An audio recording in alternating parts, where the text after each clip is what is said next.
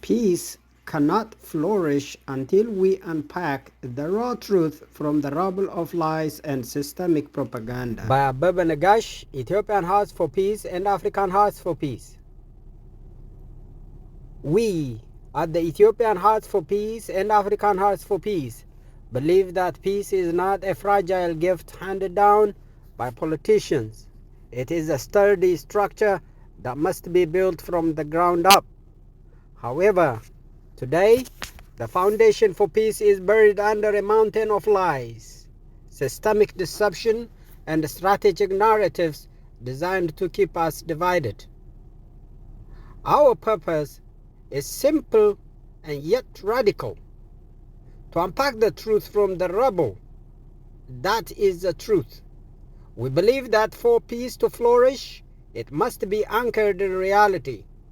We do not offer sugar-coated promises or commercial interests.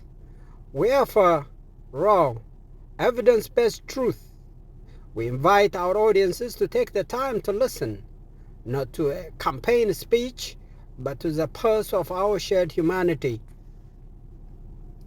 If you look closely at the modern political landscape, you will see a profound tragedy: the surgical separation of the human brain from the heart.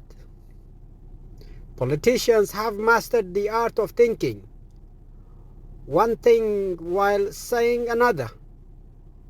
They speak in the name of democracy and greatness to win elections, while their actions sow the seeds of conflict and fragmentation. This is a systematic deception intended to separate our souls from our hearts. When our brains are fed only on a diet of strategic interests and military necessity, we lose sight of the mother in the village, the child in the classroom, and the dignity of our neighbor.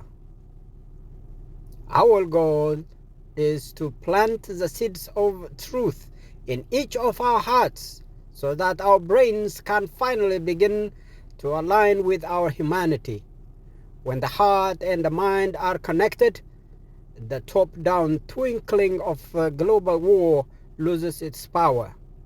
We realize that the greatness of a nation is hollow if it is built on the exhaustion and death of its people.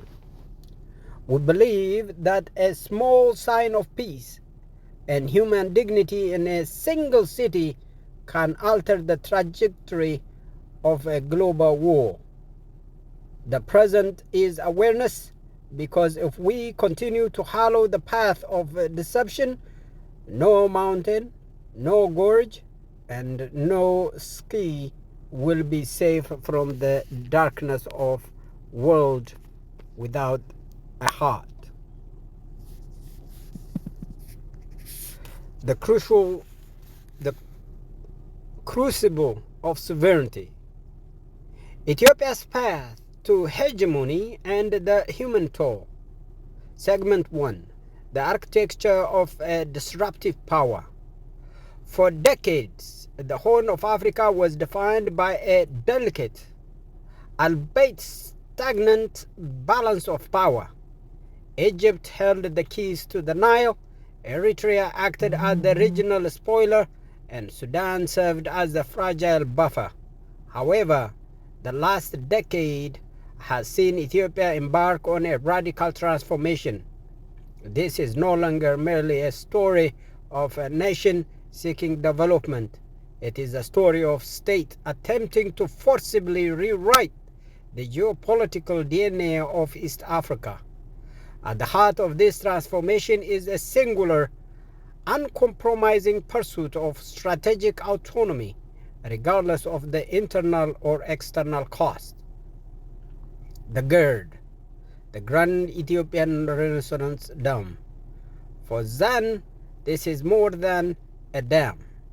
The completion of the Grand Ethiopian Renaissance Dam, GERD, represents the first nuclear option in Ethiopia's arsenal.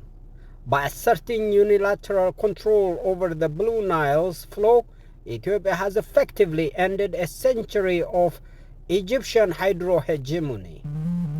To the Ethiopian state, the dam is a physical manifestation of sovereignty, a self-funded monument to defiance. To its followers, it is a battery that will power a modern industrial empire.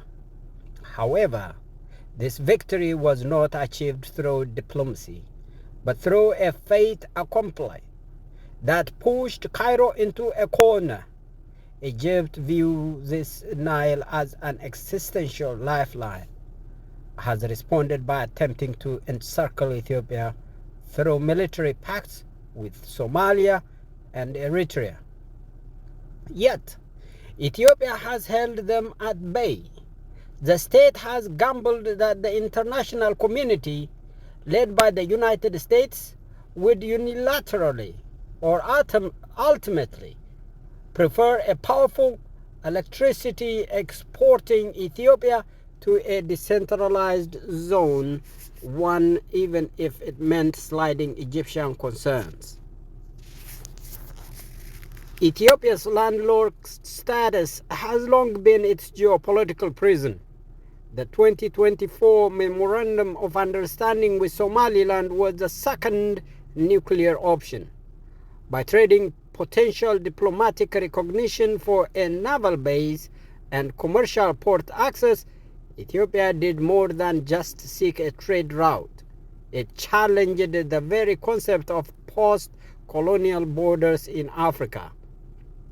This move effectively shattered the allied axis of Egypt, Somalia, and Eritrea.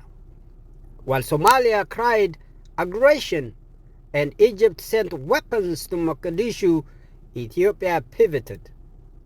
By aligning with Somaliland, Ethiopia found a partner that shares its desires to disrupt the status quo.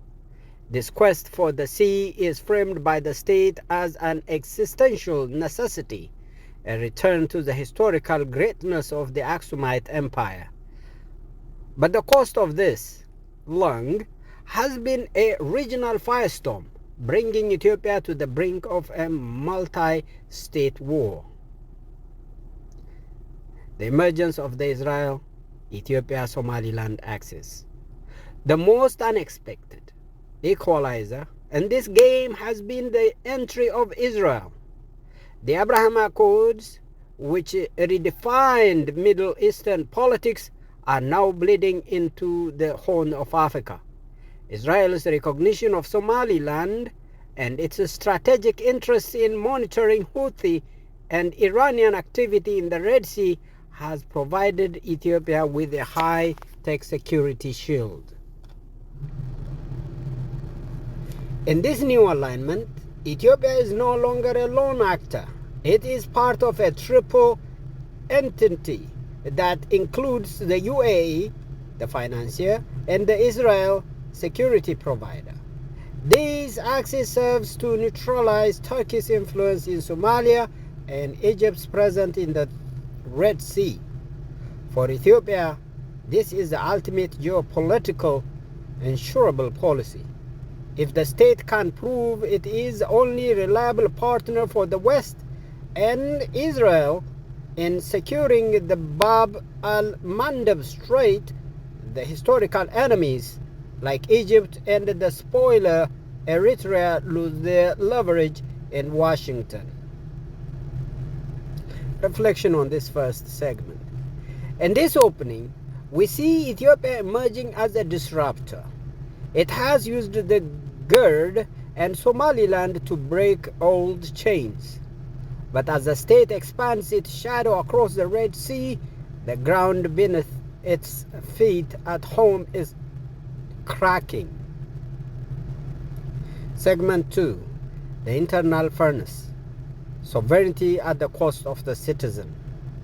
While Ethiopia's external maneuvers resemble a grandmaster's opening on a chessboard, the internal reality is a scorched earth struggle for the soul of the nation.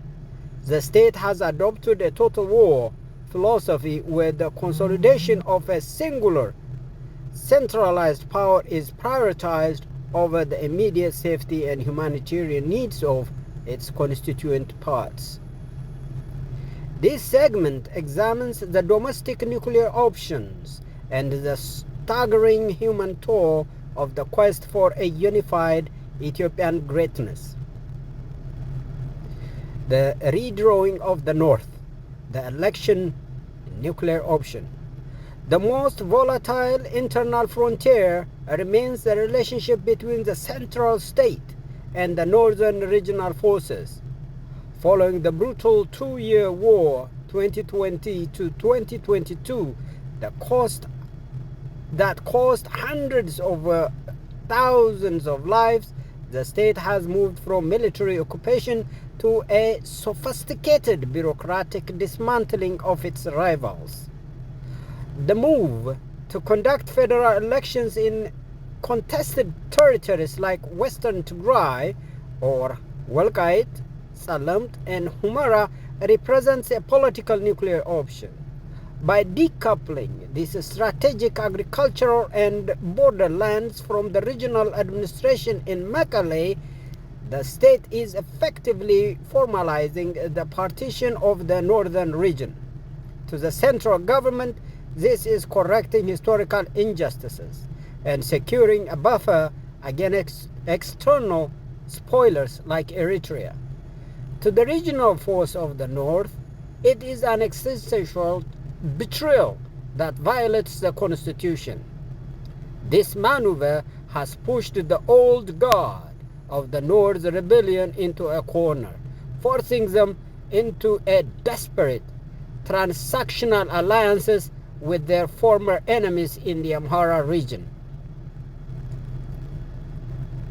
The Amhara insurgency, the fragmentation of the center. The most significant threat to the state's vision of greatness currently comes from within its traditional power base. The decision to dismantle regional special forces in 2023 triggered a massive decentralized insurgency in the Amhara region. The Fano militias, once the state's closest allies in the war against the North, are now in their most persistent internal adversaries. The human cost here is immeasurable. The Amhara region, the breadbasket of the nation, is currently a patchwork of liberated zones and federal garrisons. Thousands have died in drone strikes, urban combat, and extrajudicial killings. By choosing to regiment the country under a single command, the state has alienated a demographic that historically championed the very unity the state now claims to represent. The result is a paradox. In its quest to build a strong Ethiopia, the state has rendered its most populous highland regions ungovernable. The Oromo quest and the Oromuma dilemma. In the south and center, the state faces a different but equally lethal challenges. The first leader from the Oromo ethnic group to lead the modern state was expected to resolve the Oromo question, the demand for cultural and political autonomy. Instead, the state's pivot towards centralism has sparked a 6-year low-intensity conflict with the Oromo Liberation Army, OLA, otherwise known as Oneg Shene. The state is accused of betraying the blood of Oromo nationalists to serve a broader neo-imperial Ethiopian identity. This has led to a cycle of state-sponsored violence and rebel retaliation that has displaced millions. The state's greatness narrative symbolizes by high-tech parks and the GERD rings hollow to the millions of Oromos living under command posts or military administrations, where human rights are often suspended in the name of maintaining order. The fortress Ethiopia military machine. To sustain this multi-front internal war while simultaneously staring down Egypt and Somalia, the state has built a military machine of unprecedented scale, with 500,000 well-trained troops and a fleet of advanced drones from the UAE and Turkey. The Ethiopian state is now more regimented than ever before. But this military is not merely for defense. It is a primary tool of domestic governance. The success of the state is measured by its ability to hold territory, not by the quality of life of those living within it. This creates a dangerous feedback loop. The more the state pursues greatness through force, the more resistance it generates, requiring even more military spending and even more suppression. The ultimate question: is greatness worth the life of the citizen? We are witnessing a state that believes it must break the people to make the nation. The TPLF, Fano, and Ola are being told through the barrel of a gun and the stroke of a bureaucratic pen that the geopolitical game of ethnic federalism is over. The state's message is clear: Ethiopia will be great with or without you. However, the cost of this winner's map is a generation of traumatized youth, a bankrupt treasury, and a society where trust between ethnic groups has been incinerated. If the state wins by neutralizing every internal rival, it may find itself ruling over a graveyard of its own making. Segment 3. The Grand Settlement, a new hegemon or a hollow empire. The final phase of this geopolitical metamorphosis is the Grand Settlement, a scenario where the internal and external pressure converge to create a new, unassailable reality. If the Ethiopian state successfully navigates the Eritrean domino and maintains its high wire act with the great powers, the traditional geopolitical game played by regional insurgents, the TPLF, Fano, and the Ola, reaches a definitive dead end. The neutralization of the rare base, the fall of Eritrea. The linchpin of all resistance to the Ethiopian center has historically been Eritrea. For 30 years, Asmara acted as a strategic depth for any group, be it North rebels or highland militias seeking to challenge Addis Ababa. However, the state's nuclear option regarding Somaliland, its blossom security partnership with Israel, has effectively checkmated the Eritrean spoiler role.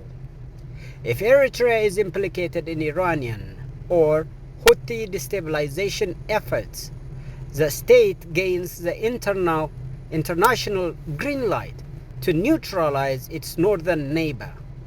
Without the Eritrean border as a sanctuary and a source of armament, the TPLF and Fano lose their oxygen.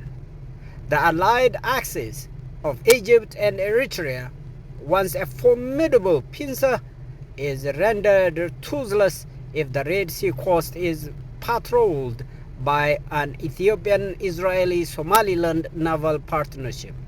In this light, the internal rebels are no longer fighting a civil war. They are fighting an isolated, losing battle against a state that has successfully outsourced its external security.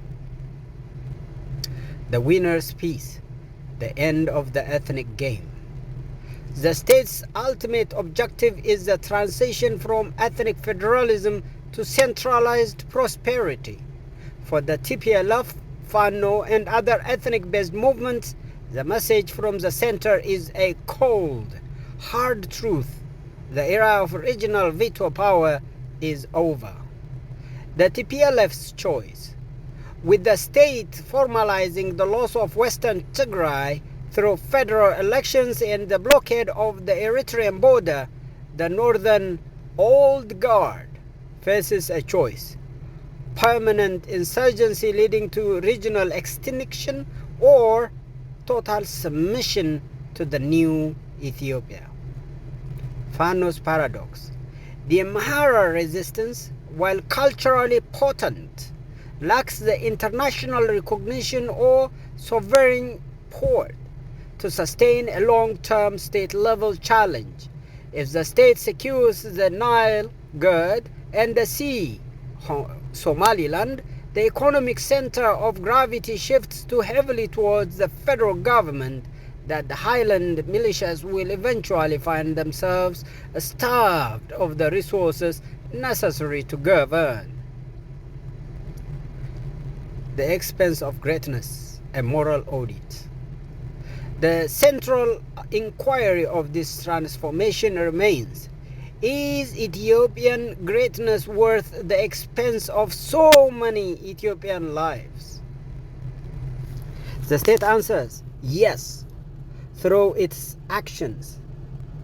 It argues that a weak Ethiopia is a playground for historical enemies like Egypt, and that a divided Ethiopia is a recipe for perpetual poverty.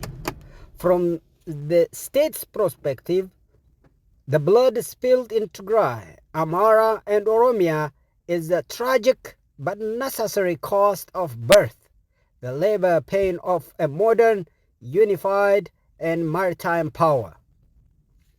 However, the winner of this game inherits a nation of deep scars. The state may emerge as a regional hegemon, but it will be a fortress Ethiopia, a country with world-class infrastructure and a powerful navy, yet one where the social contract has been shredded.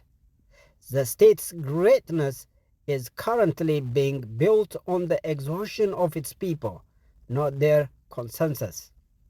Conclusion. The new power center. By 2026, the pieces of the great game have been rearranged.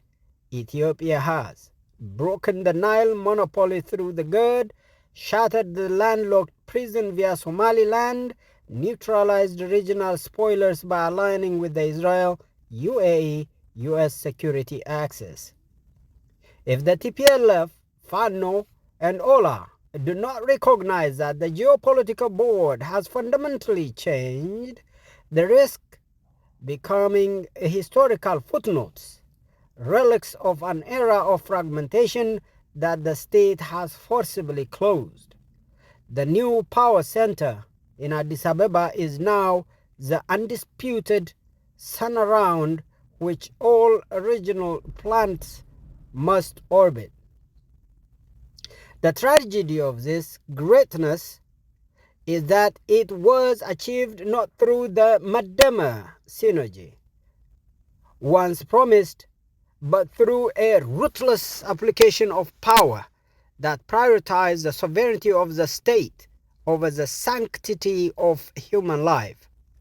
Ethiopia has indeed become what it can become, a giant of the Red Sea and the Nile.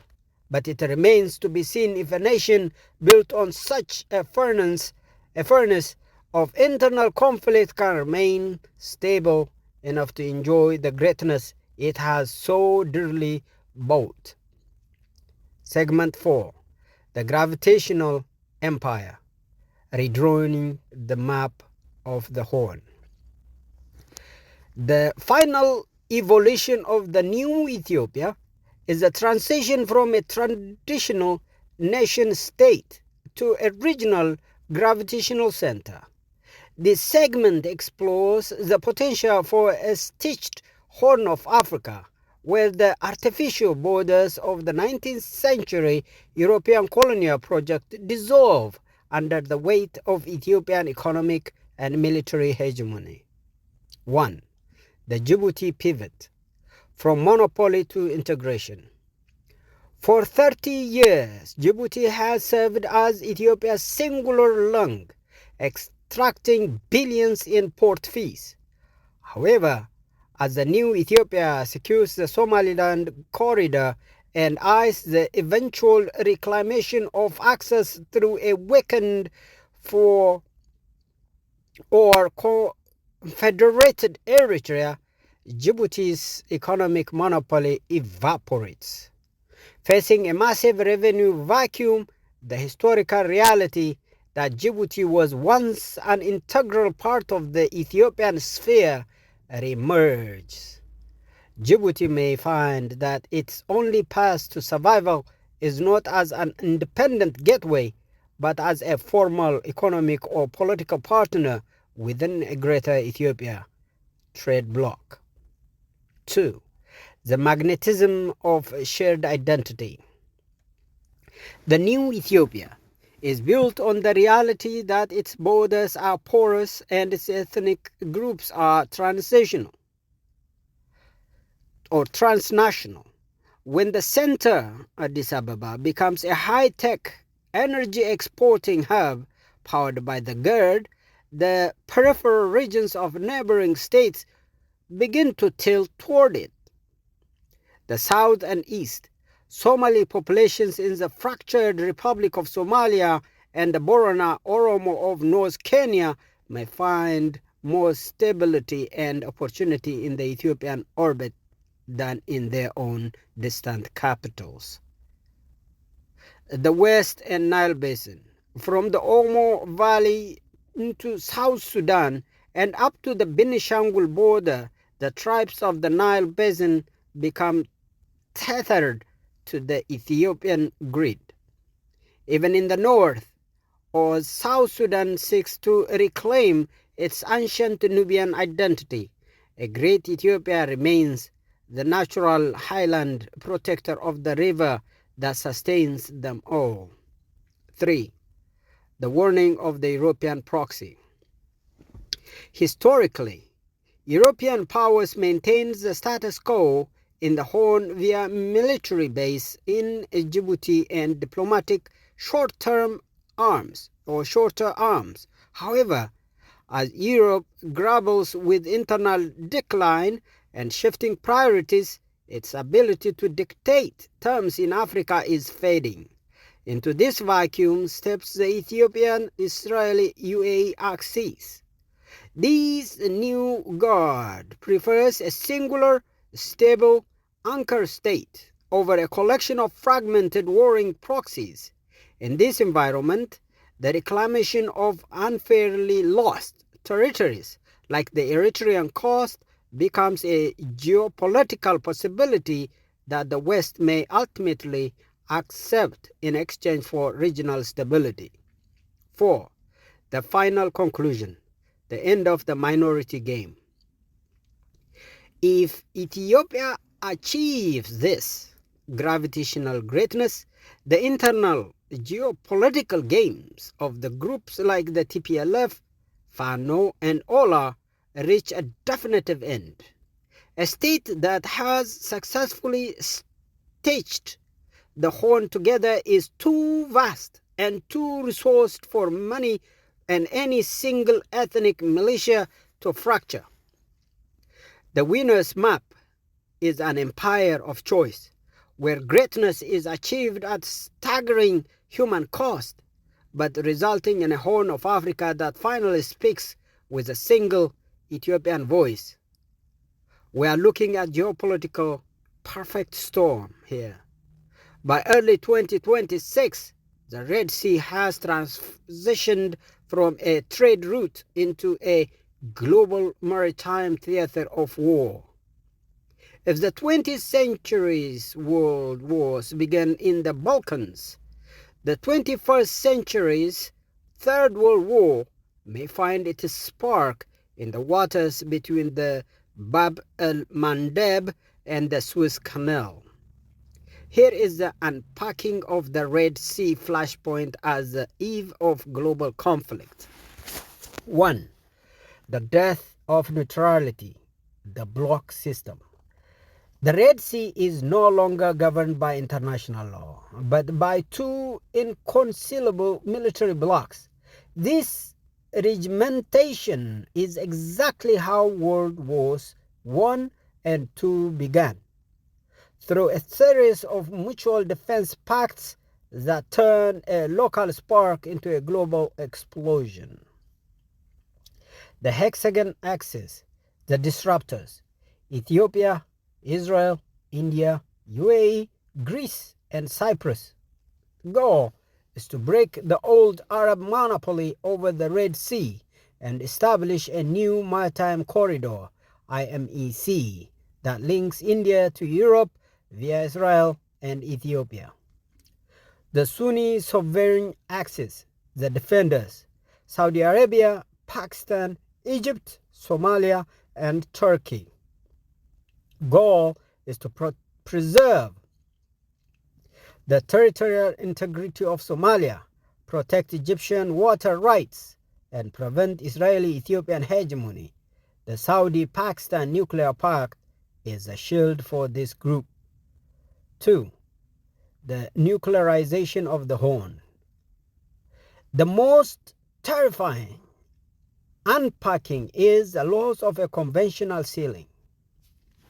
See, the Pakistani factor, by bringing Pakistan into the Red Sea, Saudi Arabia has introduced a nuclear-armed military that is not afraid to eyeball Israel or India.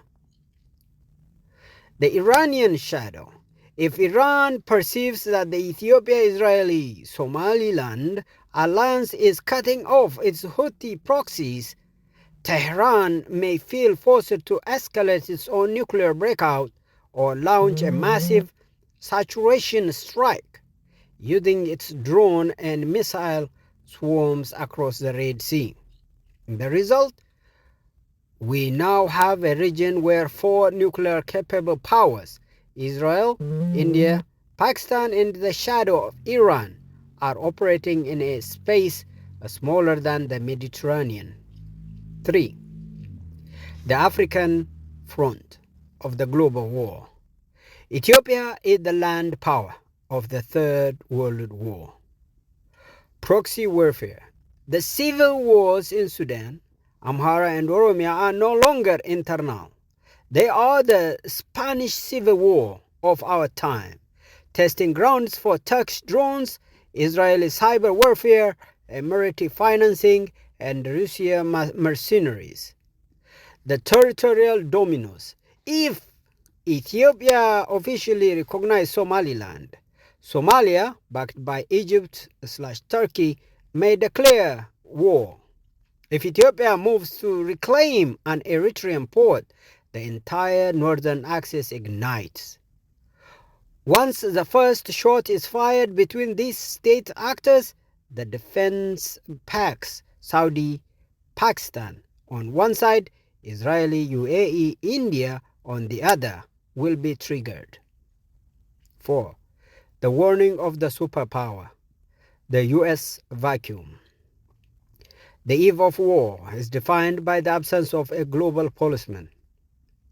The United States is confused because its allies, Israel, UAE, Saudi, Turkey, are fighting each other.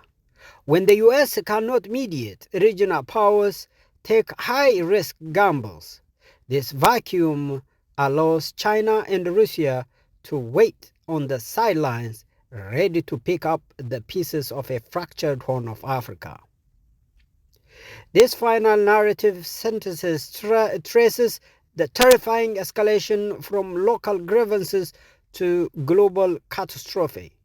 It is the story of how the dust of a small Ethiopian village can become the fallout of a nuclear winter.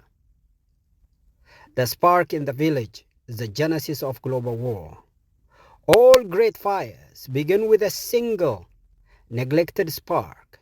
In the rugged mountains of Amhara, the dry plains of Oromia, and the Scared landscapes of Tigray, the greatness of Ethiopia is being bought with the currency of local blood. What the world ignores as tribal skirmish or internal security operations are, in reality, the foundational cracks in the global order. When a village in the Omo Valley is displaced for a mega project, or a small town in Wolkite is subject to a nuclear administrative bypass, a vacuum is created. This vacuum does not stay empty. It is filled by the ambitions of regional hegemons, Egypt, Eritrea, and Somalia, who see in these local fractures an opportunity to dismantle their historic rival. These villages are the flashpoints. They are the Sarajevo of the 21st century, where a single localized assassination or a disputed border post can trigger a domino effect of mutual defense pacts. The expansion from mountains to maritime frontiers. As the Ethiopian state attempts to stitch these fractured villages into a centralized maritime empire, the conflict spills over its neutral borders. The quest for land in Somaliland turns a domestic Ethiopian need into a Red Sea crisis. Suddenly, the village militia is replaced by the Turkish drone, the Emirati bank account, and the Israeli surveillance satellite. The world has become a regimented camp of warring axes. On one side, the Hexagon axis: Ethiopia, Israel, India, and UAE, and seeks to redraw the map of the global south, creating a new corridor of power that bypasses the old Arab monopoly of the seas. On the other side stands the Sunni sovereign axis: Saudi Arabia, Pakistan, Egypt, determined to protect the status quo at any cost.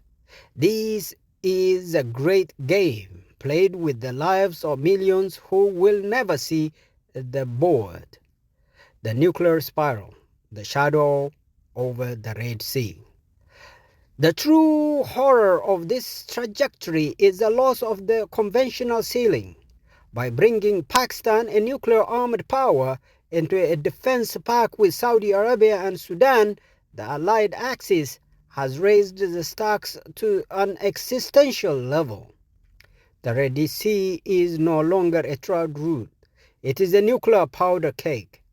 If Ethiopia, backed by Israel and India, attempt to reclaim Eritrea or finalize the independence of Somaliland, the trigger is pulled.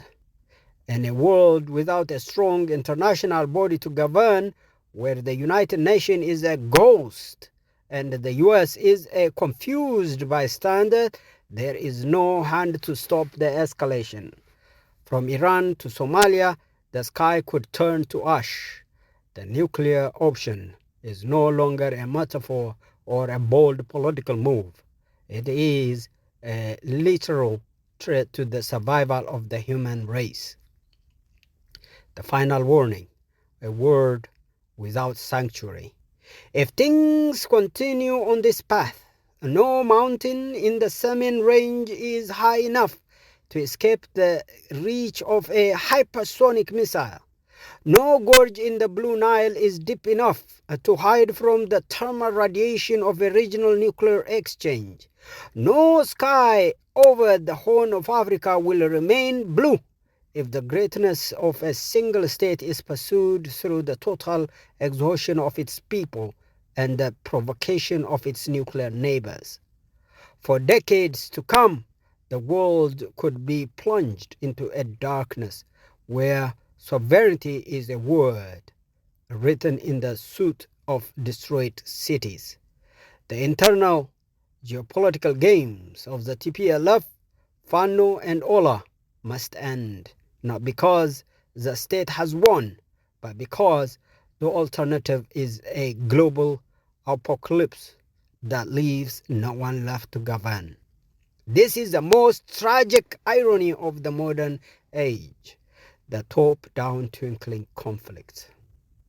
While the elite in Addis Ababa, Riyadh, Tel Aviv, and Islamabad stare at digital maps and satellite feeds, plotting greatness and nuclear deterrence, the actual consequence of their decisions twinkle down into a small isolated village.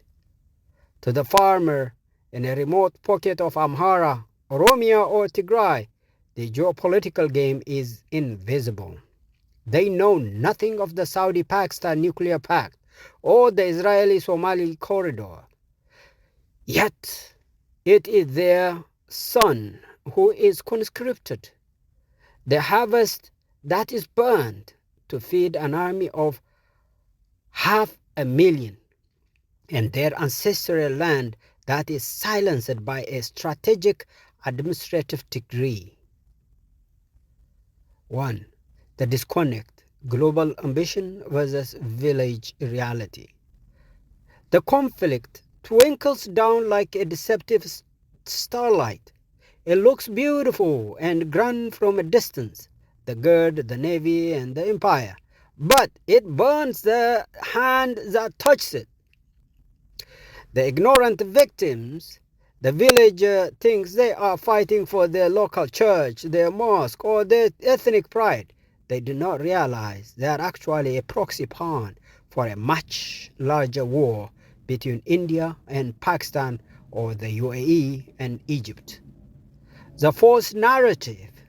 The state tells the villager that their sacrifice is for sovereignty, but the villager's life becomes less sovereign every day as foreign drones, Turkish, Iranian, or Emirati, decided who lives and who dies in their valleys.